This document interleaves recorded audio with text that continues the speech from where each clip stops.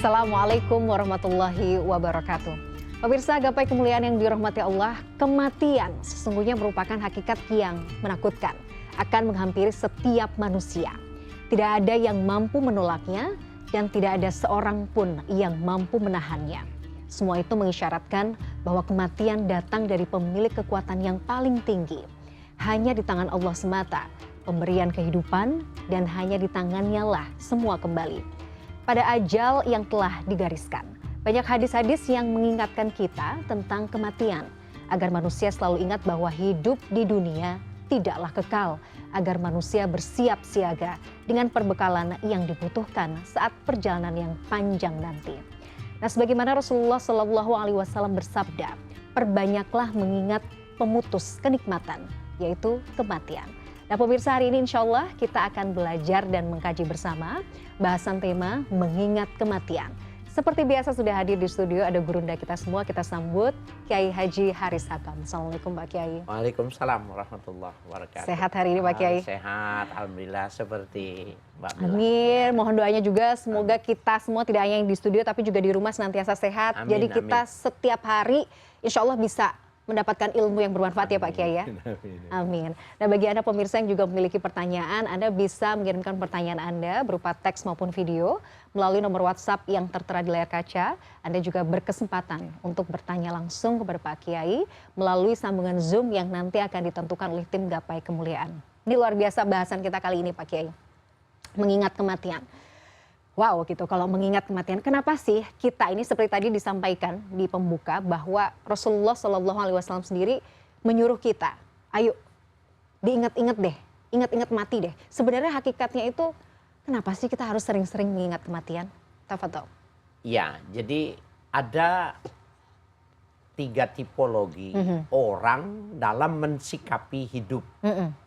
Sehingga diperlukan diajarkan oleh Nabi, aksiru zikro hazimil lazat. Perbanyaklah kalian mengingat kematian. Karena memang tipologinya itu ada 3. Yang pertama al-munhimuk. Itu al-mukibu figuru ridunya. Orang yang asik dengan dunia ini. Jadi dia sudah merasakan asik, sudah merasakan nikmat. Dan dia serius benar mencari dunia. Maka dia, kata Imam Al-Ghazali, al-muqibbu fi ghururi dunya. Dia orang yang tersungkur mukanya dengan tipuan-tipuan dunia. La yazkurul maut. Dia nggak bisa mengingat kematian, bahkan dia menghindar. Jadi kalau ada orang bicara soal kematian, dia nggak suka. Materi itu emang nggak ada yang lain selain itu gitu. Nah, sebenarnya kita juga tanpa sadar tuh kan begitu. Di antara yang tidak disuka oleh manusia itu tua. Sebenarnya bukan tuanya. Dia nggak mau mati. Ketika orang berobat, buru-buru berobat, bahkan dia buru-buru keluar negeri, sebenarnya bukan banyak duit. Dia nggak mau mati. Nah, itu bagian dari ciri-ciri atau ada sepersekian persen dalam tubuhnya sifat al-munhimuk. Nah, ini adalah kelompok pertama yang sulit dia untuk mendapatkan kebahagiaan akhirat karena dia sudah mendapatkan keasikan di dunia.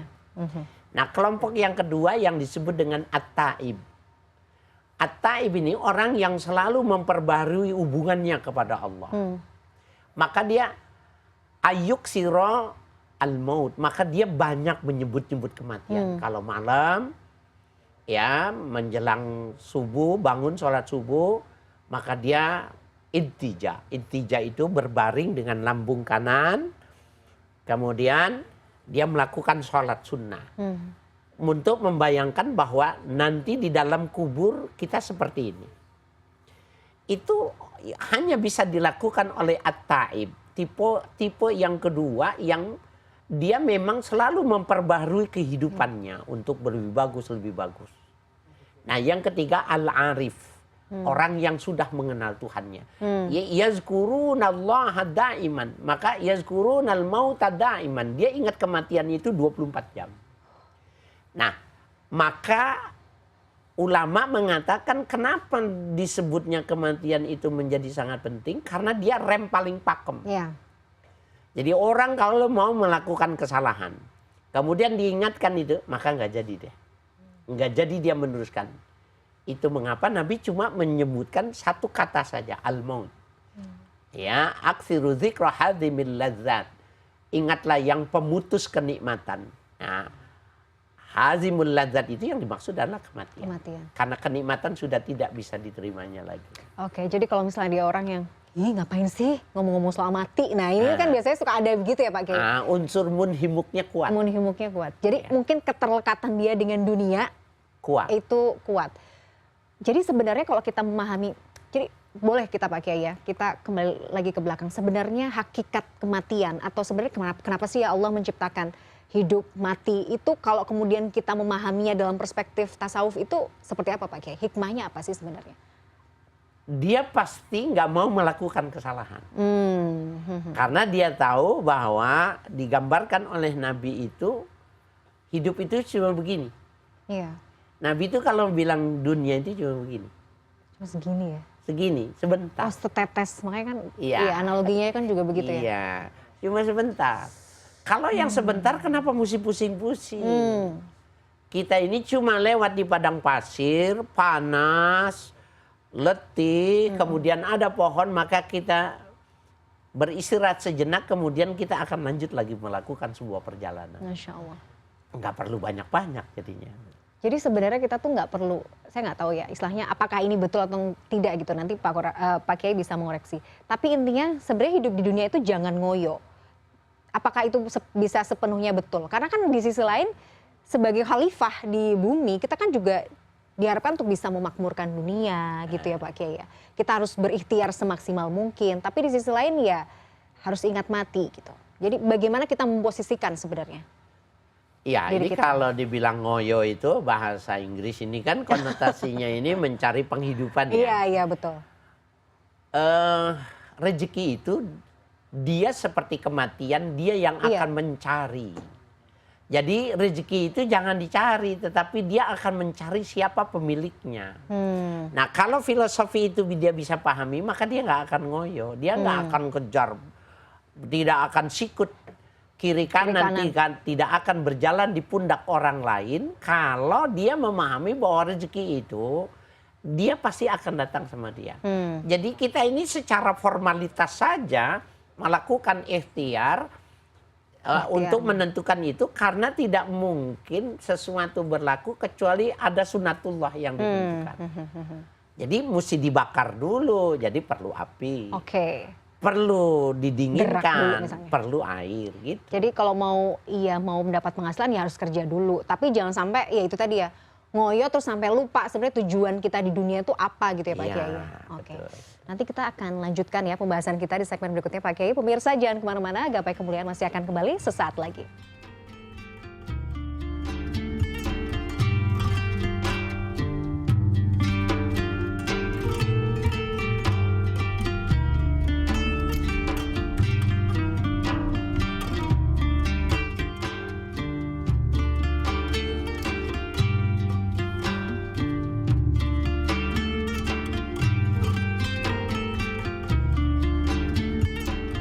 Pemirsa, terima kasih Anda masih menyaksikan Gapai Kemuliaan dalam episode Mengingat Kematian. Pak Kiai, jadi sebenarnya tujuan kita mengingat kematian itu salah satunya apa itu tadi ya, melembutkan hati ya. Jadi bagaimana ini penjelasannya? Jadi sebenarnya kalau kita ketemu orang yang kira-kira kita, ini jangan-jangan hatinya keras, kita ingetin mati terus apa gimana Pak Kiai? Enggak. Kalau itu efek ya, lembut hati itu efek ya. Jadi yang pasti itu kalau orang ingat kematian itu dia nggak mau melakukan kesalahan. Itu sebenarnya salah. Dia tidak mau melakukan salah. Dari lantaran dia tidak mau melakukan salah, maka dia membentuk karakter pribadi-pribadi itu yang tidak mungkin tidak disukai oleh orang lain. Maka dia jadi orang yang sangat sabar, walaupun sebenarnya itu sudah mengurangi hak-hak kemanusiaan dia. Orang yang sangat lembut, padahal kalimat orang itu sudah sangat menyakiti perasaannya. Nah, jadi buahnya itu hatinya jadi lembut. Ya, buahnya dari rasa karena dia tidak mau salah itu menjadi bagus. Karena dia tidak mau melakukan kesalahan itu. Oke. Menariknya justru ketika kita sering mengingat kematian tuh saya mikirnya jadi gini, kita tuh jadi harus berikhtiar semampu kita untuk mengumpulkan bekal kan Pak Kiai. Jadi semangat juga pas hidup untuk ngumpulin bekal buat dibawa nanti kan. Gitu. Ya. Orang kalau pergi ke luar negeri itu biasanya dia akan mengumpulkan bekal untuk dibawa pulang. Jadi pahami saja bahwa sekarang kita bakalan pulang gitu. Nah kalau kita bilang bakal pulang maka kita akan persiapkan di perjalanan itu apa yang kita butuhkan gitu. Nah sebenarnya kalau dia paham itu seperti itu. Dulu kita pernah bahas tentang rezeki ya. Rezeki itu kalau yang memangnya mamluk, rezeki yang mesti kita miliki, maka yang masuk ke mulut kita, yang kita makan, kita minum, yang kita pakai, yang kita pergunakan untuk tidur itu rezeki kita. Selebihnya itu belum tentu punya kita. Nah, oleh karena itu kalau memang kita mau memilikinya semua, maka kita titip sama Allah. Jangan dititipkan selain Allah, karena kalau kita meninggal diambil sama istri kita, sama suami kita, diambil sama anak kita. Jadi kirim. Jadi kalau ada istilah bahwa misalnya nih harta kan nggak dibawa mati, salah juga ya sebenarnya ya Pak Kiai. Justru yang dibawa mati itu harta. Harta, gimana caranya kita supaya harta kita ini bisa kita bawa gitu kan ya? Iya betul. Yang barangkali yang dia maksud nggak dimasukin ke lubang kubur. Karena memang ada ajaran yang memang itu semuanya dimasukkan. Dulu ya pemahaman apa itu etnis tertentu. Tetapi karena sering digarong sekarang juga sudah dirubah. Iya betul. Ya sudah dirubah gitu. Jadi Pak Kiai, kalau kita bukan itu. Betul. Jadi Pak Kiai sebenarnya dengan mengingat kematian ini adalah bagian dari ibadah yang baik ya, ibadah terbaik. Modal menjadi ibadah yang baik itu, betul. Ya adalah mengingat kematian. Dan dia itu tadi ya, kalau orang mengerti benar dengan Tuhannya, dia arif, maka dia akan membuat simbol-simbol dalam kehidupan. Ya, jadi mungkin pernah kita menyinggung dulu. Ada orang yang mengambil tanah kuburan tempat ibunya ditanam itu. Ditaruhnya di sapu tangan, kemudian dijahit. Kemana saja dia bawa itu. Apabila dia ingin diajak, mau melakukan, ada kesepakatan yang itu bertentangan dengan syariat, maka diciumnya. Pada saat itu dia sudah tertegur. Nah itu sebenarnya cara-cara ya. Cara yang semacam ini cara kepandaian, orang ini pinter. Gitu. Kata orang, bego lu tanah kuburan dibawa-bawa. Buat apa nih? Kan orang mikirnya gitu, ngapain nih cari-cari tanah kelenikan. Padahal bukan, dia bukan jimat. Ya. Sebagai pengingat ya. Pak Kiai mungkin bisa di-share ke kami ini apa saja mungkin cara ya orang-orang soleh terdahulu misalnya dalam rangka mengingat kematian. Apa yang biasa dilakukan untuk itu tadi, mendekatkan kita dalam mengingat kematian? Banyak. Ulama-ulama dulu mereka cara mengingat kematian itu pertama dia tidak mau menggunakan pakaian yang berwarna. Dia hanya mau menggunakan pakaian yang putih saja. Jadi dia tidak menarik. Karena warna itu duniawi kata dia. Makanya dia tidak mau menggunakan. Kenapa seperti itu? Karena Nabi menyukainya itu. Ya, menyukainya. Kemudian dia sering intija. Tidur dengan lambung kanan. Gitu. Maka dengan cara semacam itu dia mengikat. Jadi dengan pakaiannya dia mengingat. Dengan cara tidurnya dia mengingat. Begitu juga dengan dia sering diajarkan itu kalau kita ingin mendapatkan sebuah pemahaman yang dalam sering ucapkan itu. Apa ini? Kita mau hafal sesuatu, maka sering ucapkan itu. Kalau kita supaya ingat kematian itu, maka sering ucapkan itu. Maka dia akan nempel di urat, di daging. Dan bahkan masuk ke sumsum. Jadi bahasan-bahasan semacam itu sama dia menarik gitu. Tapi balikannya, Al-Munhimuk itu dia tidak akan suka dengan kajian-kajian materi-materi yang sebenarnya. Emang gak ada yang lain gitu. Jadi pada saat tayang yang semacam ini, mereka akan ganti channel. Merasa panas mungkin. Iya. Tetapi orang-orang yang suka, dia akan mendapatkan sebuah cara pandang yang berbeda, bahwa sebenarnya ada kenikmatan lain ya yang tidak dia mendapatkannya di dunia ini. Pak Kiai, kalau ada istilah kemudian kita sering dengar orang itu akan diwafatkan, akan meninggal sesuai dengan kebiasaannya.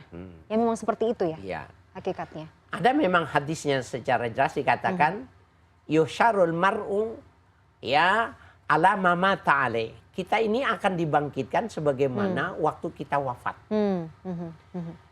Itu mengapa kita lihat di kota Mekah itu ada orang mayit yang jenazahnya itu tidak ditutup.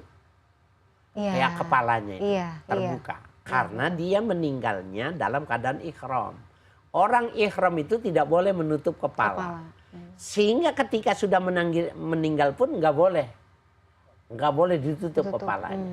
Karena nanti dia waktu bangkit dari kubur itu orang-orang mengucapkan ini dan itu dia akan talbiyah. Labbaik Allahumma labbaik, labbaik la syarika laka labbaik. Begitu juga orang yang mati fisabilillah.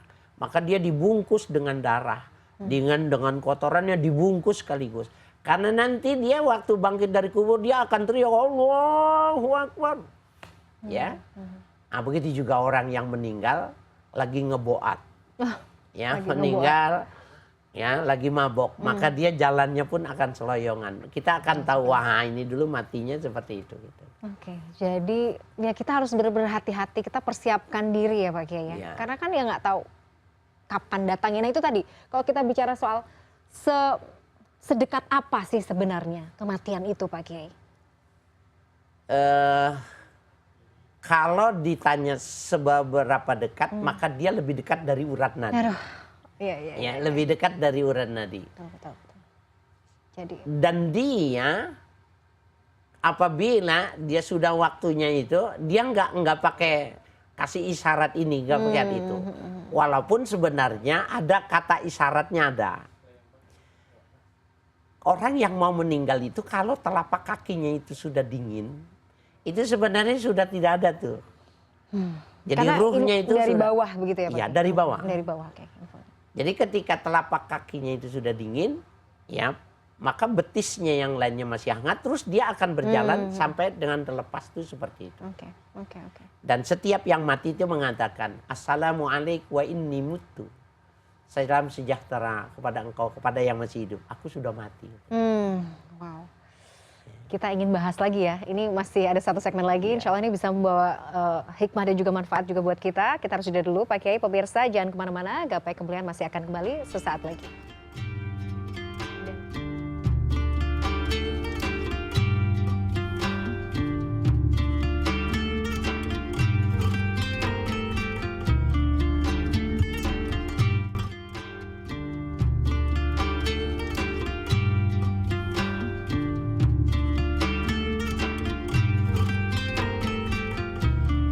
Pemirsa, terima kasih Anda masih menyaksikan Gapai Kemuliaan dalam episode Mengingat Kematian. Pak Kiai, tadi kita sudah bahas di segmen 1, 2 bahwa kematian itu dekat, kita harus membawa bekal. Nah, bekal yang seperti apa yang setidaknya kita harus terus ingatkan, kita harus persiapkan untuk nanti kita bawa pulang?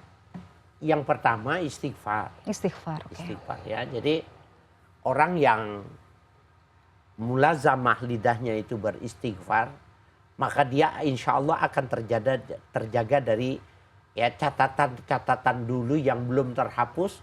Dengan terus dia melakukan istighfar, maka dia akan mentibek, ya, akan menghapus keseluruh kesalahannya.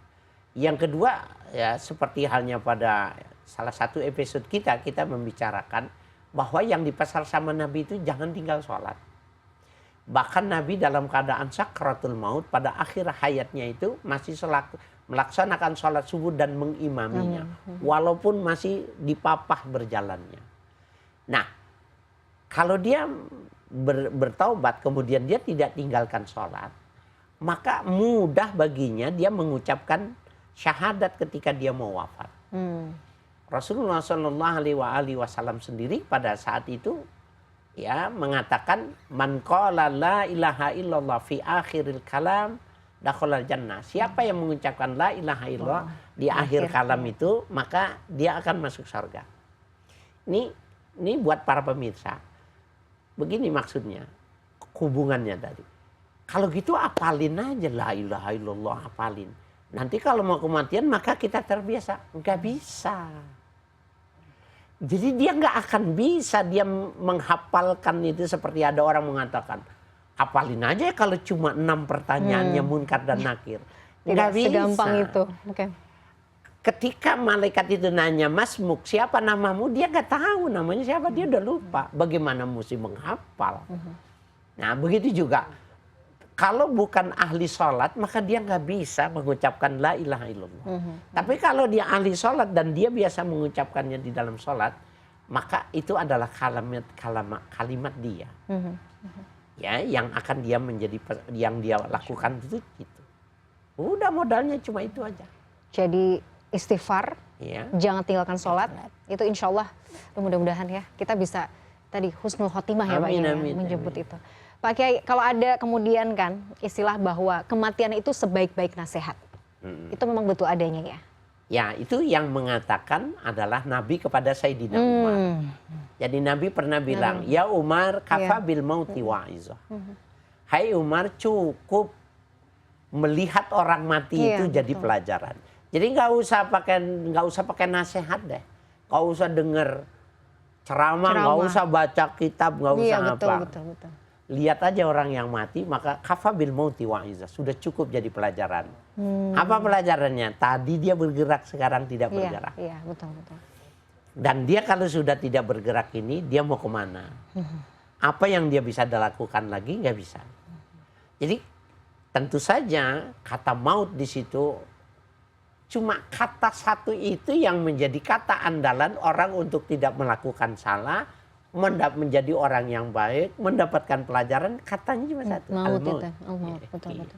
Tapi memang betul kalau misalnya kita itu misalnya takziah atau berziarah kepada mungkin kerabat, teman atau siapapun yang mungkin mendahului kita, itu rasanya kayak ya Allah, tadi dia masih begini, kemarin masih ketemu apa, dan itu betul-betul apa ya, menjadi hikmah Pak Kiai, betul-betul menjadi nasihat. Tapi hanya bertahan beberapa hari, kemudian kita lupa lagi, kita hanyut lagi dengan kehidupan dunia.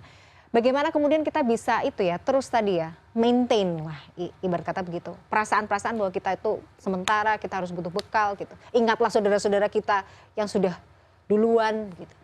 Kita harus mengkondisikan, jangan terkondisi. Oh, jangan terkondisi ya.